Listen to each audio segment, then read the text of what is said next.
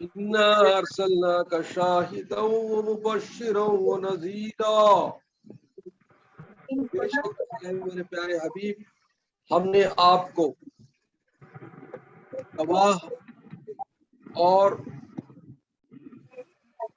بشارت دینے والا اور ڈرانے والا بنا کر بھیجا ہے، لِتُؤْمِنُوا بِاللَّهِ وَرَسُولِهِ وَتُعَزِّرُوهُ وَتُوَقِّرُوهُ وَتُسَبِّحُوهُ بُكْرَةً وَأَصِيلًا،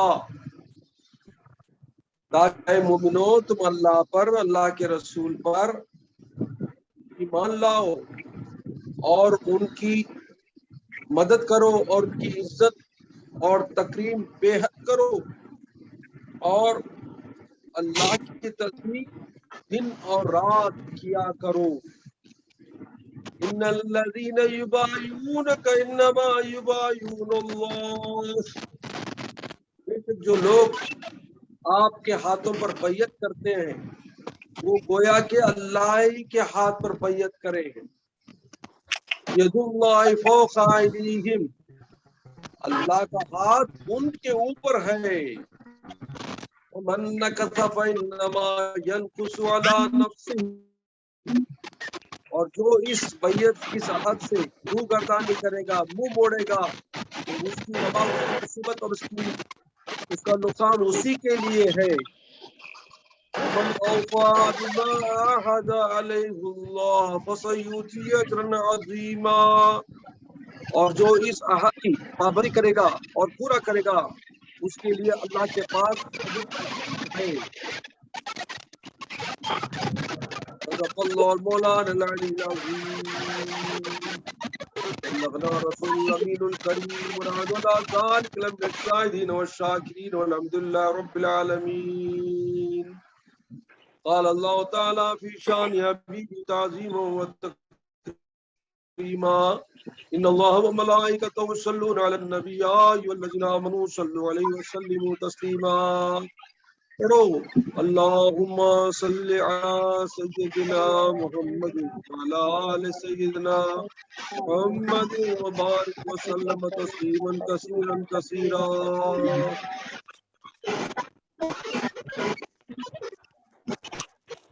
میرے بہنوں، میرے بچوں، اللہ کا شکر ہے کہ آج اللہ نے ہمیں قرآن پاک کی محفل میں شامل ہونے کی توفیق اور ہدایت بخشی اور اس کے کلام شریف کو سننے اور سمجھنے کے لیے جمع فرمایا۔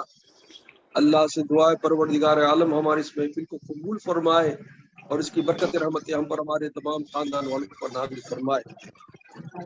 قرآن پاک کی سورہ فتح کی 8 سے لے کر 10 آیتوں کی میں نے ترجمہ پیش کیا ہے۔ سورہ فتح سے 8 سے لے کر 10 نمبر آیات کی میں نے اس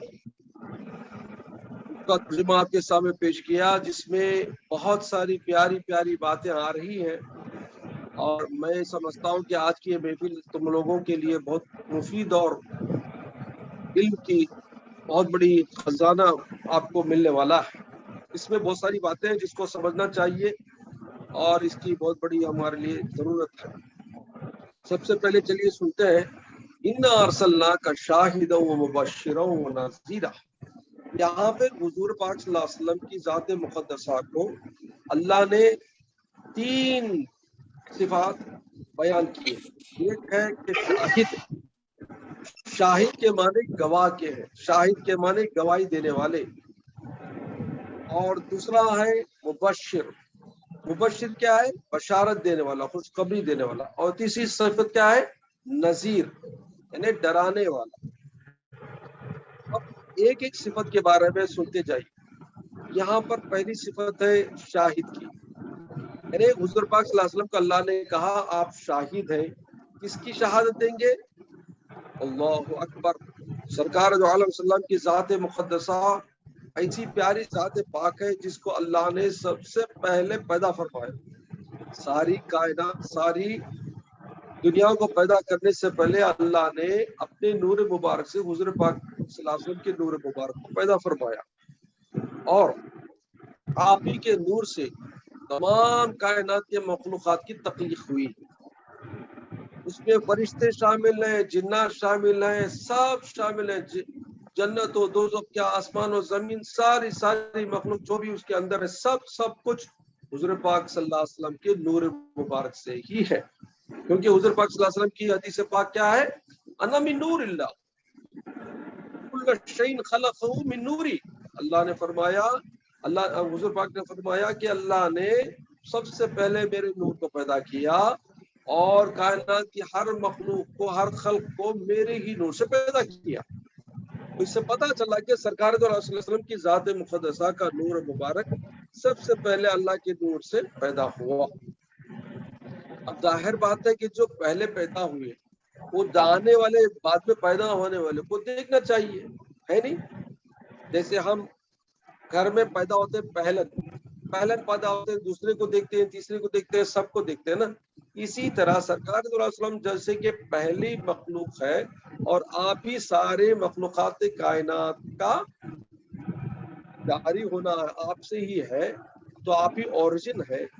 تو جب آپ پہلے ہی پیدا ہو گئے تو اس کے بعد جو بھی پیدا ہو، جیسے فرشتے ہیں، دوزخ و جنت ہے، زمین ہے، آسمان ہے، اس کی تمام مخلوقات ہے، سب کچھ حضور پاک صلی اللہ علیہ وسلم کو دیکھا، حضور صلی اللہ علیہ وسلم نے دیکھا. اچھا، اب یہاں تک بات ختم نہیں ہوتی. سرکار صلی اللہ علیہ وسلم کو اللہ نے فرمایا آپ گواہ بھی بنیں گے. کہاں کے؟ سارے مخلوقات کے گواہ بنائے جائیں گے. کہاں پہ؟ قیامت میں. اب قیامت میں کیا ہوگا؟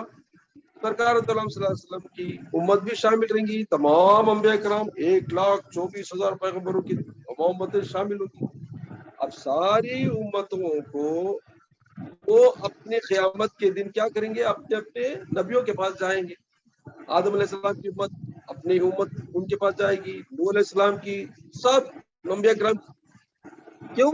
کیونکہ سب کا حال ایسا ہوگا کہ وہ گناہوں میں ہوں گے یا دوزخ کی آگ سے ڈرتے ہوں گے. جا کے نبیوں سے کہیں گے آپ ہم کو بچا لو آج کا دن. سب بولیں گے نفسی نفسی نفسی نفسی. ہر نبی بولے گا نفسی نفسی، میرا ہی نفس مجھے بڑا ہے. میں جواب دینا اللہ کو، جاؤ تمہارا کام دیکھو، میں تم کو نصیحت کرنا تھا، جو میں تم کو پیغام پہنچانا تھا میں نے تمہیں پہنچا دیا. اب میرا کوئی ذمہ نہیں ہے. میں اپنی نفس کا، میں اپنی جان کا ڈرتا ہوں کہ اللہ مجھ سے کیا سوال کرے گا میرا. تو ہر نبی قیامت کے دن نفسی نفسی پر رہے گا. لیکن سرکار دو عالم صلی اللہ علیہ وسلم کی ذات مقدسہ ہی اس دن بھی امتی امتی امتی امتی امتی بولیں گے. یا اللہ میری امت، یا اللہ میری امت، یا اللہ میری امت. ہمارے آقا کیسے اپنی امت کو قیامت میں بھی نہیں بھولیں گے. تو ساری امتیں جب نبیوں سے، اپنے نبیوں سے کچھ بھی نہیں پائیں گے یا جواب نہیں پائیں گے یا آزردہ ہو جائیں گے تو سیدھے کہاں آئیں گے؟ حضور پاک صلی اللہ علیہ وسلم کے پاس آئیں گے. حضور صلی اللہ علیہ وسلم بولیں گے میری امت تمہاری گواہی دے گی، میری امت تمہاری گواہی دے گی. تو تمام امتوں سے یہ سوال ہوگا کہ یا محمد صلی اللہ علیہ وسلم آپ کی امت تو ہمارے بعد پیدا ہوئی، ہمارے بعد پیدا ہوئی، یہ کیسے گواہی دیں گے؟ تو سرکار صلی اللہ علیہ وسلم کی پیاری امت بولے گی یا اللہ یہ لوگ جھوٹے ہیں، ان کے پاس نبیاں آئے، ان کے پاس تو نے جتنے بھی رسول اور نبی بھیجے سب آئے، انہوں نے تیرا پیغام پہنچایا اور تیری کتابوں کو ان کے سامنے پڑھ کر سنایا، ایمان کی اور دعوت دی تیری طرف، لیکن انہوں نے نہیں مانا. ہم گواہ دیتے. تو سارے پیغمبروں کی امتیں بولے گی یہ کیسے ممکن ہو سکتا ہے کہ تم ہمارے بعد پیدا ہو اور ہماری گواہی دو؟ تو سرکار صلی اللہ علیہ وسلم کی امت پاک بولے گی ہمارے آقا، ہمارے رسول، ہمارے نبی نے کہا، اور ہمارے نبی کا کلام قرآن پاک وہ ہمارے لیے گواہی دیا کہ اللہ نے انبیاء کرام کو ہر وقت پر بھیجا رہا اور تمام رسولوں کو، تمام نبیوں کو ان کی قوم کے لیے ہدایت کے لیے بھیجا. ہم گواہی دیتے ہیں اللہ اور اللہ کے رسول پر اور اس کے کلام پر، اس واسطے ہم اس کی گواہی اسی کے ذریعے سے تم کو دیتے ہیں. تو اس تمام گواہوں کی گواہی پر حضور صلی اللہ علیہ وسلم کے میں بھی گواہ ہوں میری امت پر بولے. تب پتا چلے گا کہ واقعی سرکار دو عالم صلی اللہ علیہ وسلم کی ذات مقدسہ تمام امتوں کے گواہ ہوں گے اور ان کی طرف سے ان کی امت بھی گواہ ہو جائے گی. پتا چلا کہ گواہی حضور پاک صلی اللہ علیہ وسلم کی گواہی قیامت میں ہوگی تمام امتوں کے لیے, ہماری امت کے لیے تو خاص ہے. خیر, اب دیکھنا یہ ہے کہ شہید کے معنی گواہ. اب گواہ کیا ہوتا ہے؟ وٹنس ہوتا ہے. اب جیسے دنیا کے معاملے میں ایک جج کے سامنے جب فیصلہ ہوتا ہے, تو گواہوں کو پیش کیا جاتا ہے. تو گواہوں کو جب پیش کیا جاتا ہے تو گواہ سے پہلے سوال ہوتا ہے کہ تم کیا وہاں پہ تھے, کیا تم نے آنکھوں سے دیکھا یہ کام کرتے ہوئے یا عمل ہوتا ہوا. جب جج اور اس کا جو لائر ہوگا وہ پوچھے گا, کنفرم کرے گا کہ تو وہاں پہ تھا, وہاں پر رہا, تو تب اس کی گواہی قبول ہوگی, ہے نہیں. تو اس کو کہتے ہیں کہ آئی وٹنس. جو آئی وٹنس کا جو اسٹیٹمنٹ ہوگا وہی کام آئے گا اس کی ججمنٹ پر. تو پتہ چلا کہ آئینی مشاہدہ کسے بولتے ہیں؟ آنکھوں سے دیکھا جو حال ہے, یہ جو معاملہ ہے, جو عمل ہے, وہی گواہی کے لائق ہے. تو اس کا مطلب یہ ہوا کہ حضور پاک صلی اللہ علیہ وسلم کو شہید کا جو لقب اللہ نے عطا فرمایا, اہل سنت الجماعت کا عقیدہ ہے اور تمام بزرگان دین اولیاء کرام کا یہ مکمل فیصلہ ہے کہ حضور پاک صلی اللہ علیہ وسلم کی ذات مقدسہ کی روح شریفہ اول تا آخر تک شاہد ہے. دنیا بننے سے پہلے بھی شاہد تھی, دنیا بننے کے ختم ہونے تک بھی وہ شاہد ہے. اس کا مطلب یہ ہے کہ حضور پاک صلی اللہ علیہ وسلم نے اپنے روح مبارک کی بصیرت سے سارے واقعات کو, سارے عمل کو, سارے حالات کو دیکھا ہے. اس واسطے ہمارا کیا ہے؟ ہمارے حضور پاک صلی اللہ علیہ وسلم باحیات ہے, نبی کی حیات ابھی ہے, ہمارے حضور کی حیات اب بھی باقی ہے. وہ ابھی اپنے مزار شریف میں رہنے کے باوجود بھی روحانی طریقے سے اب بھی سارے کائنات پر نگاہ رکھے ہوئے. ساری امت تو ان کی آنکھوں کے سامنے ہے. اس واسطے کئی حدیثوں سے ثابت ہوتا ہے کہ جب بھی کوئی امتی آپ پر سلام بھیجتا ہے, تو درود بھیجتا ہے, تو آپ سنتے ہیں. تو اب پتا چلا کہ کون کیسی حالت میں ہوگا. حضور پاک صلی اللہ علیہ وسلم اس کو دیکھتے ہیں, امتیوں کے قریب ہوتے ہیں, امتیوں کے دلوں میں ان کی آرزوؤں کو, ان کی جستجو کو بھی سنتے ہیں, اور امتیوں کی مدد کے لیے ان کی روح تشریف آتی ہے. تو یہ بات سے ثابت ہوا کہ حضور پاک صلی اللہ علیہ وسلم اپنی ہی بصیرت سے, اپنی روحانی بصیرت سے آج بھی دنیا میں تمام احوال کے گواہ ہیں. تو اس واسطے آپ کو گواہ ہونے کا یہی اس کا پروف ہے کہ قیامت کے دن آپ کی گواہی قبول کی جائے گی.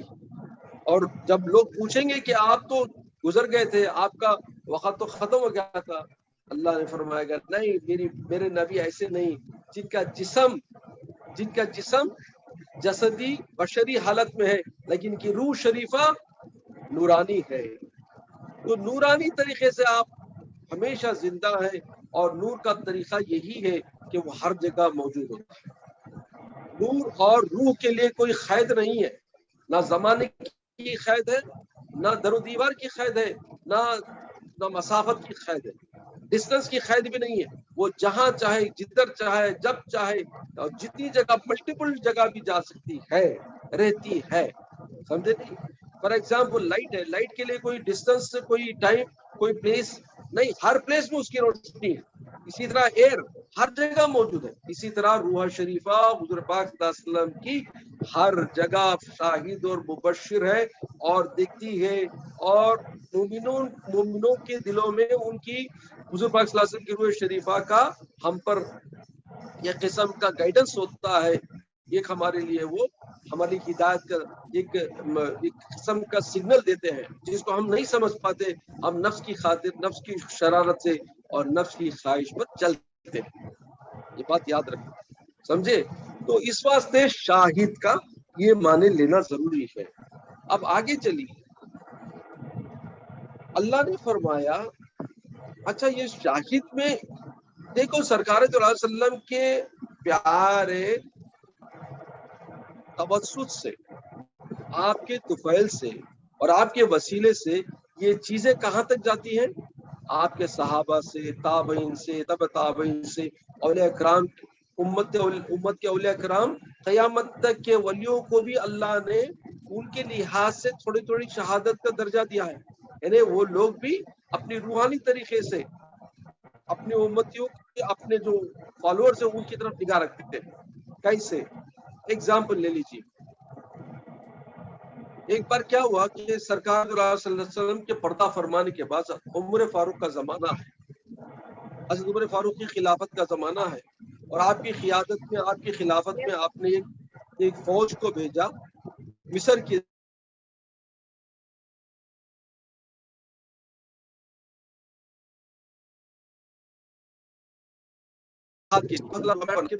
آپ مدینہ شریف میں خطبے کے لیے ممبر پر چڑھ رہے ہیں. کون؟ عمر فاروق. جیسے ہی ممبر پر خطبہ دے رہے ہیں تو بیچ خطبے کے آپ نے کہا یا ساریہ الجبل، یا ساریہ الجبل، یا ساریہ الجبل، 3 بار کہا. تو سارے لوگ دنگ رہ گئے کہ بیچ میں خطبے کے یہ کیا ساریہ آ گیا، جبل آ گیا. لوگ سمجھ نہیں پائے، بعد میں چھوڑ دیے اور خطبہ ختم ہوا، جمعہ ختم ہوا. جب جمعہ ختم ہوا تو کچھ دنوں کے بعد حضرت ساریہ اپنی فوج کے ساتھ مدینے کو واپس آئے. تو سارے لوگوں نے پوچھا ہے ساریہ، فلاں وقت فلاں جمعہ کے دن تمہارے کو الساریہ الجبل، ساریہ جبل بولے تھے، عمر فاروق تم کو کچھ پہنچا کیا، کچھ نیوز پہنچا؟ تو حضرت ساریہ نے فرمایا اللہ اکبر، اللہ اکبر، دیکھو کیا ہوا. بالکل اسی وقت میں ایک پہاڑی کے چوٹ سے گزر رہا تھا اپنی فوج کو لے کر، کہ مجھے نہیں معلوم تھا کہ پہاڑی میں میرے دشمن چھپے ہوئے. جیسے ہی میں نے یہ آواز حضرت عمر فاروق کی، امیر المومنین کی سنی کان میں، الساری الجبل السار، تو میں نے فوراً اپنی فوج کو رخ موڑ کے پہاڑوں کی طرف لے گیا. تو کیا دیکھتا ہوں کہ فوج اوپر بیٹھی دشمن، اگر ہم وہاں سے گزرتے تو سب ہم کو مار دیتے اور ہماری ختم ہو جاتی فوج اور ہم شکست کھا جاتے. اللہ کا فضل ہوا، حضرت عمر فاروق نے ہمیں بچایا. تو سوچو کہ ایک عمر فاروق مدینے میں ہے، ہزاروں کلومیٹر دور ساریہ الجبل ہے، آپ کی آنکھوں کے سامنے ساریہ کی فوج جا رہی ہے، ساریہ فوج کی جا رہی ہے، لیکن آپ کی نگاہ کہاں ہے؟ پہاڑ کے اوپر ہے. پہاڑ کے اوپر دشمنوں کی طرف نگاہ گئی، دیکھا کہ وہاں دشمن بیٹھے ریڈی ہیں، ساریہ کی فوج آئے گی تو مار دیں گے. تو آپ نے ساریہ کو وارننگ دیا، کاشن دیا. تو اس کی وجہ سے کیا ہوا؟ ساریہ فوج اس طرف پلٹے اور فوج کو بچا لی اور فتح ہوگی. تو پتا چلا کہ حضور پاک صلی اللہ علیہ وسلم کے طفیل سے صحابہ کرام کو بھی فائز ملا. اچھا آگے چلیے. آپ کے توسط سے آپ کے اولیاء کرام کو بھی توسط ملا، آج بھی جاری ہے. سارے جو اولیاء کرام چوٹی کے پہنچے، اللہ تعالیٰ نے حضور پاک صلی اللہ علیہ وسلم کے وسیلے سے ان کو بھی تھوڑی تھوڑی یہ عنایت بخشی ہے. کیسے؟ حضرت پیران پیر فرماتے ہیں، آپ کے آواز میں آتا ہے کہ جب میرا مرید چاہے وہ مشرق میں ہو یا مغرب میں ہو، اگر وہ سوتے وقت اس کی سطر کھل جائے، یعنی اس کی شرمگاہ کا پردہ ہٹ جائے، تو میں فوراً اس کو ڈھانک دیتا ہوں. اللہ اکبر، کیا شان ہے ہمارے پیران پیر غوث الاعظم دستگیر کی. کہاں بغداد، کہاں پردہ فرمانے کی، بغداد میں بیٹھے سرکار پیران پیر فرماتے ہیں کہ چاہے میرا مرید مشرق میں ہو یا مغرب میں ہو، جب اس کے بدن سے کپڑا ہٹ جاتا ہے تو میں فوراً اس کو ڈھانک دیتا ہوں. اللہ اکبر. ایسے ایسے واقعات گزرے ہیں کہ بزرگوں نے خبر میں جا کر بھی اپنے مریدوں کی رکھوالی کی ہے، اپنے مریدوں کو بچایا ہے فرشتوں سے. یہاں بھی بہت سارے واقعات ہیں جس کو میں بولنے کا ٹائم نہیں. اچھا اور ایک واقعہ سن لیجیے. میں نے خود اپنے ایک کافی عرصہ گزرا ہے، ہمارے ایریا میں ایک بزرگ تھے، ہمارے امام صاحب جو دستگیر صاحب درگاہ کے تھے، ان کے پیر و مرشد. تو وہ بولتے تھے کہ ہمارے پیر و مرشد جو بڑے بزرگ ہیں، جو मैसूर के जंगलों में 25-25 साल रियाजत करने के बाद अल्लाह ने उनको कुछ अता किया, वो हमारे घर पे आके, मुझे बड़ी ख्वाहिश हुई आपसे मिलने की, तो मैं भी जाके मिला और उनसे मिलने की बड़ी ख्वाहिश थी। मैं जब भी जाता था बड़ी खुशी से मिलते थे, बड़ा प्यार से मिलते थे और बहुत सारी बातें सिखाई मुझे भी। तो मुझे देखने में लगा कि ये वाकई अल्लाह के नेक बंदे हैं, अल्लाह के प्यारे हैं, अल्लाह के वली हैं। तो उनके वाकयात में एक वाकया हजरत हमारे दशकी साहब के दरगाह के इमाम साहब ने मुझे बताया कि ये एक आदमी था, उनका मुरीद था, उन्हें आके बोला, क्या हजरत तुम ना सभी वली वली बोलती, तुमने क्या मालूम क्या चलता सो तुमने मालूम क्या? हजरत बोले, नहीं बेटा मैं क्या भी मालूम, मुझे कौन भी वली बोले तो मैं वली भी क्या भी नहीं, मैं मामूली इंसान, मैं एक अल्लाह का नाकारा बंदा हूँ, कमजोर बंदा हूँ, मुझे कौन बोले कि मालूम नहीं, क्या बा बोलता तू? बोले नहीं हजरत, तुमने अगर सच्ची हो ऐसा अल्लाह तुमने पावर दिया तो बोलो ना, मैं मेरे बारे में जरा बोलो ना, देखेंगे। जब कभी भी औलिया किराम को चैलेंज करे तो उन्हें चैलेंज कबूल कर लेते और उन बोले, अच्छा बेटा तू सुबह ही उठा नहीं, उठ को फौरन जोर को बोला, मैं हजरत से मिलने जा रहा बा, जरा एक 2 रोटियां भी एक अंडा तल को दे अलबा मैं खाने को निकलता हूँ।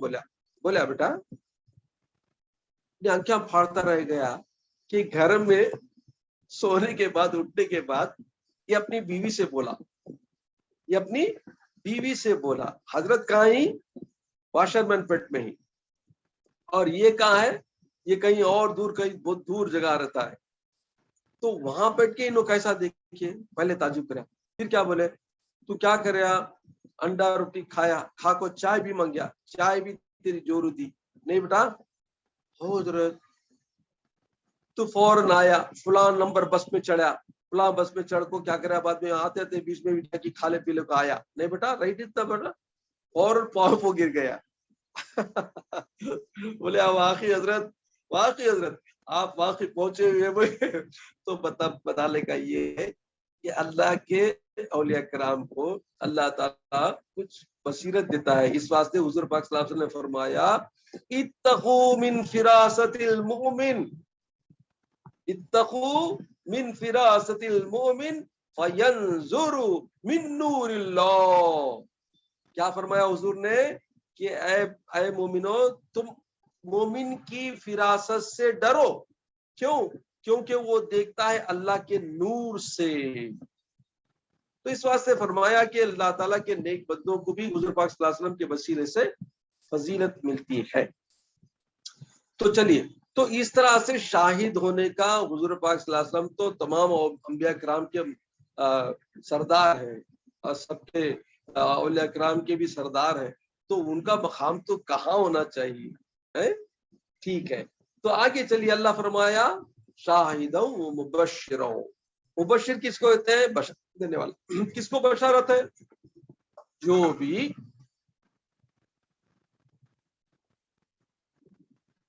अल्लाह पर, अल्लाह के रसूल पर, अल्लाह के कलामों पर, क़यामत पर, दोज़ख पर, जन्नत पर और तमाम मलाइका पर, तमाम अंबिया किराम पर, तमाम रोज़े आखिरत के तमाम वाक़ियात पर और तकदीर पर ईमान लाने वाले का नाम मोमिन है। तो उनके लिए दुनिया में अमले सालेह, शरीयत पर बाअमल रहना और बुराई से बचना, ये क्या है? उनके लिए है जो इताअत करने वाले हैं, जो इताअत करने वाले हैं, जो फॉलोअर्स हैं, रेगुलर फॉलोअर्स हैं शरीयत और कुरान और हदीस के और कुरान और हुजूर के सुन्नत के। तो उनके लिए बशारत है, उनके लिए खुशखबरी क्या है? अल्लाह ताला उनको मग़फ़िरत फरमाएगा, अल्लाह उनके गुनाहों को बख्श देगा, अल्लाह तमाम दुनिया के जो भी उन्होंने गुनाह किए उसको माफ कर देगा। दूसरी चीज क्या है? उनके लिए जन्नत के दर्जात है, जन्नत में हमेशा रहने के बागात हैं, महलात हैं, और वहां से कभी निकाले जाने का उनको खौफ नहीं होगा। और तीसरी सबसे बड़ी बात क्या है? जन्नत में अल्लाह का दीदार उनको नसीब करेगा। अल्लाह जन्नत में अल्लाह ताला उनको अपना दीदार से मुशर्रफ करेगा। तो ये 3 बशारतें हैं किसके लिए? جو اللہ اور اللہ کے رسول پر ایمان لائے اور اللہ اور اللہ کے رسول کی اطاعت میں اپنی زندگی بسر کرے۔ اور آگے چلیے، آگے اللہ فرمایا وَالنَّذِيرَ، ڈرانے والے۔ کس کے لیے ڈرانے والے؟ جو یہ بات کو نہیں مانتے، اطاعت نہیں کرتے، اللہ اور اللہ کے رسول اور قرآن پاک کو نہیں مانتے اور برائی میں ہمیشہ زندگی گزارتے ہیں اور خلاف کام کرتے ہیں، کفر کرتے ہیں، تو ان کے لیے حضور پاک صلی اللہ علیہ وسلم ڈرانے والے ہیں، ان کے لیے وارننگ دینے والے ہیں، اور ان کے لیے ایک قسم کا ان کو بتانا ہے کہ دیکھو تم جو کر رہے ہو رانگ ہے، اگر ایسا کرو گے تمہارے لیے اللہ کی طرف سے سزا ہے، تمہارے اللہ کی طرف سے عذاب ہے۔ اور اس طرح سے وہ ڈرا کر اپنا رول ایز اے نذیر، ڈرانے والے کا ادا کرتے۔ تو حضور صلی اللہ علیہ وسلم کے پارٹ کیا ہوئے؟ دو پارٹ ہوئے، ایک مبشر بھی ہوئے، ایک ڈرانے والے بھی، اور شاہد تو تمام کے لیے، تمام کائنات کے لیے وہ شاہد ہیں، مبشر ہیں اور نذیر ہیں۔ تو اس طرح سے اللہ تعالیٰ نے حضور پاک صلی اللہ علیہ وسلم کی پیاری صفات کو اس آیت میں بیان فرمایا۔ اور اللہ تعالیٰ آگے فرماتا ہے لِتُؤْمِنُوا بِاللَّهِ وَرَسُولِهِ، اے مومنو تمہیں اس واقعے میں بتایا جاتا ہے کہ میرے نبی، میرے پیارے حبیب تمہارے لیے وہ قیامت میں گواہی بھی بنائیں گے، گواہ بھی بنیں گے، اور جو نیک کام کریں گے ان کے لیے بشارت بھی دینے والے ہوں گے، اور جو برے کام کریں گے، جو کفر کریں گے، ان کے لیے ڈرانے والے بھی ہوں گے۔ ہم اس واسطے بتاتے ہیں آپ اے مومنو کہ تم اللہ پر، اللہ کے رسول پر ایمان لاؤ، اور وَتُعَزِّرُوهُ وَتُوَقِّرُوهُ وَتُسَبِّحُوهُ بُكْرَةً وَأَصِيلًا۔ یہاں پر اللہ تعالیٰ نے فرمایا کہ مومنو تمہارے لیے کیا ہے؟ اطاعت رسول، اطاعت اللہ، اور آگے کیا ہے؟ تم اپنے رسول کی عزت و تکریم میں بے حد تکریم کرو۔ اب یہاں پر حضور پاک صلی اللہ علیہ وسلم کی تعظیم، توقیر اور آپ کی مدد کیسی ہے؟ آپ کی تعظیم سب سے پہلے یہی ہے کہ آپ کی باتوں پر عمل کیا جائے۔ اب جیسے سب سے پہلے ماں باپ اپنے بچوں سے کیا دیکھتے ہیں کہ جو ہم کہتے ہیں وہ عمل کرتا بچہ ہے، نہیں تو بچہ گویا کہ وہ عزت کرتا ہے ہماری عمل کے ذریعے سے۔ اگر عمل نہیں کیا، ہم بولے سو اگینسٹ کیا، تو ہم سمجھتے ہیں کہ وہ ہماری عزت نہیں کر رہا، ہماری بات کو نہیں مان رہا۔ اسی طرح حافظ کا بھی یہی حال ہے، باس کا بھی یہی حال ہے، باس کی بات ہم نہیں مانیں تو گویا کہ ہم اس کو ریسپیکٹ نہیں کرتے۔ تو اسی طرح عمل کے ذریعے ہم عزت کرنا ہے۔ دوسری چیز کیا ہے؟ آپ کے نام کی، آپ کی وقار کی، اور آپ کی سنت کی، اور آپ کے ہر کام کی، اور آپ کے خاندان کی، اہل بیت کی، اور آپ کے اصحاب کرام کی، آپ کے آنے والے تمام تبع تابعین کی، امتیوں کی، اولیاء کرام کی، ان سب کی عزت تمہارے پر فرض ہے۔ کیونکہ اللہ نے کہا تعزروا، کس کی؟ حضور پاک صلی اللہ علیہ وسلم کی عزت کے ساتھ ساتھ آپ کے جتنے بھی فالوورز ہیں، جو تابعی، جو صحابہ کرام ہیں، تابعین ہیں، تابع تابعین ہیں، اور ان کے جو بھی فالوورز ہیں، یہ سب کون ہیں؟ آپ کی چین میں ہیں، آپ کی فالوورز میں ہیں۔ تو حضور پاک صلی اللہ علیہ وسلم کی عزت گویا کہ تمام اپنے آنے والی قوم کے ماننے والوں کی عزت ہوئی۔ تو اس وجہ سے فرماتے کیا ہے کہ جو اولیاء کرام کی عزت نہیں کرتے، چاہتے نہیں، وہ حضور پاک صلی اللہ علیہ وسلم کو نہیں چاہتے، اور جو حضور صلی اللہ علیہ وسلم کو نہیں چاہیں گے تو گویا کہ وہ اللہ کی محبت سے دور ہو جائے، اللہ کے غضب میں آ جائے گی۔ تو اس بات سے فرمایا گیا کہ تم بزرگوں کی محبت کرو۔ تمہیں جب بزرگوں کی محبت ملے گی تو تمہیں حضور کی محبت ملے گی، کیونکہ حضور پاک صلی اللہ علیہ وسلم کے قدم بقدم چلنے والے بزرگان دین، اور ان کا رول کیا ہے؟ دنیا میں وہ نائبین ہیں، دنیا میں وہ حضور پاک صلی اللہ علیہ وسلم کے جانشین ہیں، اور انہی کے ذریعے سے اسلام اور دین کا چرچا ہوتا ہے اور عمل کا مظاہرہ ہوتا ہے۔ یہی وہ بزرگان دین ہیں جو اپنی تمام زندگیوں کو قربان کر کے اللہ اور اللہ کے رسول کی خاطر اپنے پورے خاندان کو چھوڑ کر کہیں کہیں جا کے بیٹھ جاتے ہیں اور اسلام کی اشاعت کرتے ہیں۔ آج انہی کے صدقے میں خواجگان ہندوستان آئے، اور ان کے طفیل سے ساری ہندوستان کی کفرستان کو کتنا اسلام کا اور کتنا دین کا تقویت ملا۔ سوچو کہ کئی ہزاروں لوگ آپ کو دیکھ کر مسلمان ہو گئے۔ فرماتے ہیں کہ 80 لاکھ لوگوں نے حضرت خواجگان کے ذریعے اسلام کو حاصل کیا۔ اللہ تعالیٰ آپ کے ہاتھوں سے، آپ کی ذات مبارکہ سے 80 لاکھ ہندوستانیوں کو اسلام کی دولت سے سرفراز فرمایا۔ اسی طرح آپ کے توسط سے، آپ کی نورانیت سے تمام انڈیا کے چپے چپے میں نورانیت پھیلتی گئی، اور ہر جگہ ایک ایک ولی پیدا ہوتے گئے، اور انہی کا مشن بھی، ان کا مشن بھی یہی تھا، اور اللہ کے رسول اللہ کی اور اللہ کی کلام کی خدمت کرتے رہے، اشاعت کرتے رہے۔ اس واسطے دیکھیں گے آپ کفرستان میں بھی اسلام پہنچا، ہمارے کارن میں جا کے دیکھو، ساؤتھ انڈیا میں دیکھو، کیرلا میں دیکھو، اور کارن آف دا انڈیا دیکھو، کہاں کہاں پہ نہیں اسلام پہنچا۔ اسی طرح پوری دنیا کے کونے کونے تک، افریقہ سے لے کر آسٹریلیا، یورپ، کہاں بھی آپ جاؤ، اسلام کا نام لینا کوئی والا ہوگا، اللہ کے ولی تو ضرور ہوں گے، انہی کے ذریعے اسلام پھیلا ہے۔ تو اس سے پتا چلا کہ اللہ کے رسول کی اور اللہ کے رسول کے تابعی کی، مطلب صحابہ کرام کی، تبع تابعین کی، تابعین کی، اور ان کی اہل بیت کی محبت سب سے افضل ہے، اس کے بعد ان کے سب فالوورز کی محبت کرنا ضروری ہے، حتیٰ کہ یہاں تک کہ ایک مومن مسلمان عورت تو مرد کی عزت بھی تمہارے پر فرض ہے، سمجھے؟ یاد رکھو، تمہاری زبان سے، تمہارے ہاتھ سے کسی مسلمان کو ایذا مت دینا، تمہاری زبان سے، تمہارے عمل سے کسی مسلمان عورت ہو یا مرد ہو ایذا نہیں دینا۔ ایذا مطلب کیا؟ زبان سے کیسا؟ برا بولنا، غیبت کرنا، برائی بیان کرنا لوگوں کے سامنے، یا بہتان ڈالنا، گمان کرنا، یہ ساری برائیاں ہیں ایک مومن مسلمان کے خلاف، تو یہ اللہ کے پاس سزاوار ہے، اور تمام نیکیوں کو اللہ برباد کر دیتا ہے۔ تو اس وجہ سے حفاظت سے رہو کہ کسی مومن مسلمان کے دل کو ٹھیس نہیں پہنچانا، کسی مومن مسلمان عورت کے دل کو ٹھیس نہیں پہنچانا، کیونکہ یہ کیا ہے؟ فوراً تمہاری نیکیوں کو برباد کر دیتا ہے، جلا کے راکھ کر دیتا ہے۔ چاہے تم کتنے نمازیں پڑھو، کتنے تمہیں تسبیحاں پڑھو، کتنے تمہیں ذکر اذکار کرو، کتنے حج کر لو، اللہ کے سامنے اس کی کوئی وقار نہیں ہے، سمجھے؟ تو سرکار صلی اللہ علیہ وسلم کی اور تمام آپ کے امتیوں کی بھی عزت ہمارے پر فرض ہے۔ آگے اللہ نے فرمایا ان کی مدد بھی کرو، مطلب کیا؟ اسلام کی مدد کیسے؟ تمہارے طرف سے اسلام پر کوئی آفت آئے تو تم جان و مال سے قربانی کرنا چاہیے۔ صحابہ کرام نے ان تمام چیزوں میں سبقت لے لی، سب سے آگے رہے، اس واسطے آج اسلام زندہ ہے، ان کی قربانیوں کے صدقے میں آج اسلام ساری دنیا میں زندہ ہے۔ پروان وہ اپنی تمام دولت کو، اپنے تمام مال و اسباب کو، اپنے تمام خاندان کو اللہ اور اللہ کے رسول کی خاطر قربان کرتی ہے۔